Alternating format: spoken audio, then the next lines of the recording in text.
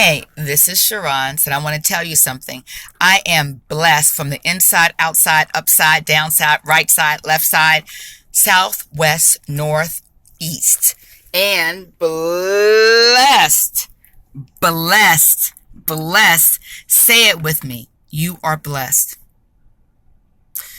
Our thoughts controls the power of what happens to us. What we think it, so shall we become it. What we think it, so shall we become it. Do you get it? Your thoughts make things happen. I'm all about subconscious power. I believe that the subconscious mind talks to God. The subconscious mind makes things happen. Say it again. I'm blessed inside, outside. I'm blessed upside, downside. I am blessed every single way. Let me tell you a quick story. Again, this is Sherrance. I'm on my 40-day fast. I am giving you a testimony of a breakthrough when you pray and you believe in God with all your heart, because God is with you. And I'm going to show you what has worked for me. And I think things that have happened to me are pretty remarkable. Let me tell you the story. 1999, I was totally paralyzed. I could not move my back. Of course, I couldn't walk because I was paralyzed. I could not move my back. I couldn't roll. I couldn't hold my hands up. I was almost a quadriplegic. Now, let me tell you a story. Every single day, I prayed every hour on the hour and believed that God would save me. I remember one day at Kessler in West Orange, New Jersey, which is for spinal cord injuries that are severe. I was sitting in the cafeteria in my wheelchair, my manual wheelchair, and a friend of mine who was a nun at one time rolled by in her powered wheelchair. And this powered wheelchair was like $45,000. She was a rich quadriplegic. She rolls by me and I'm sitting at the cafeteria in my wheelchair and I am crying.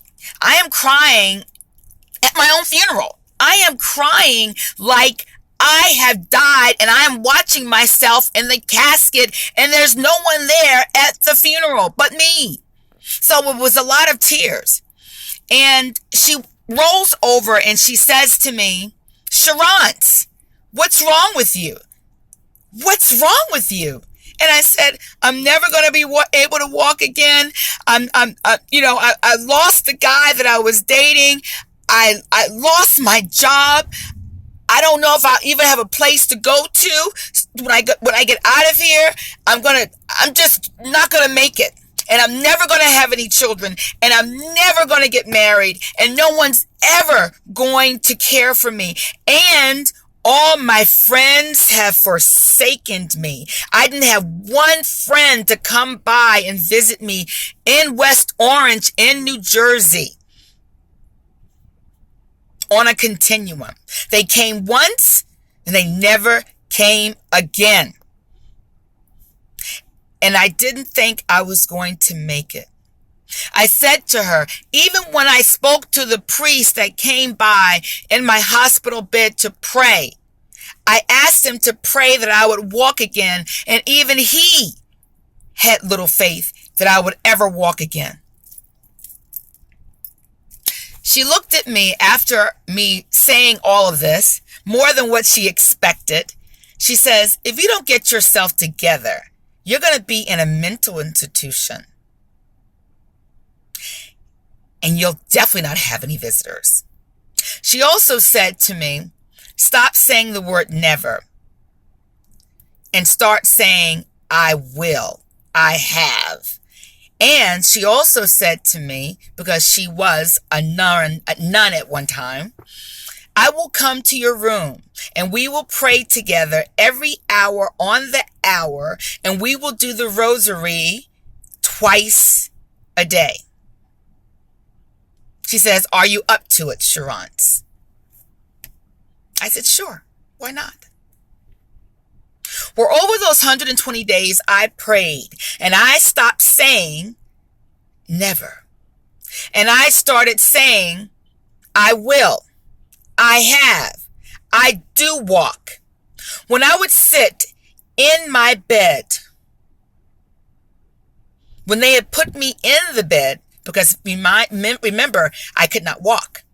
They put me in the bed using what we call a caboose. It's like a large stalk type of equipment that they put you in, and they pick you up like you're a baby being delivered, but you're being delivered into your hospital bed.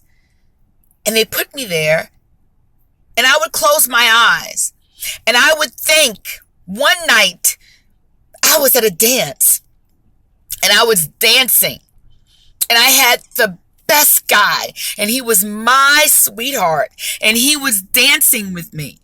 Then the next day I was jogging. I went jogging. The next day I fantasized about roller skating. And the next day I saw my wheelchair as my bike. I had convinced myself before I would retire that every fantasy I was seeing was true. I was no longer paralyzed. I was no longer weak. I was no longer helpless. I was no longer without money. I was no longer without a companion. I was no longer even without a child or children. I was no longer without. So you think it, so it becomes. I convinced my mind that my wheelchair was my bike. 120 days passed. And there were people like Anheuser-Busch, great-great-granddaughter, billionaire, who was paralyzed with me too. And when she saw me at the door on my last day, when I was leaving Kessler in West Orange, she said to me, "You're walking. Even your toes work. You're walking. How did you do it?" After 120 days of not moving and learning how to walk, learning how to crawl, I walked out of Kessler.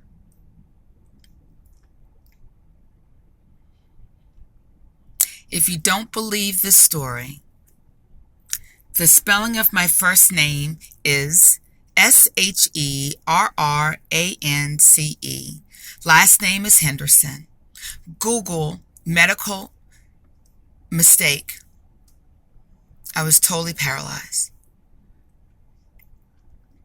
I walk.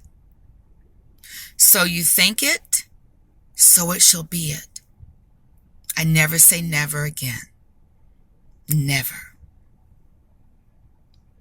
Prayer is powerful. So me not eating for 40 days or even longer, however long it takes for a breakthrough, I'm ready for the fight. I'm ready for the fight because I know that God will not forsake me and God is here. Have a great day and thank you for tuning in.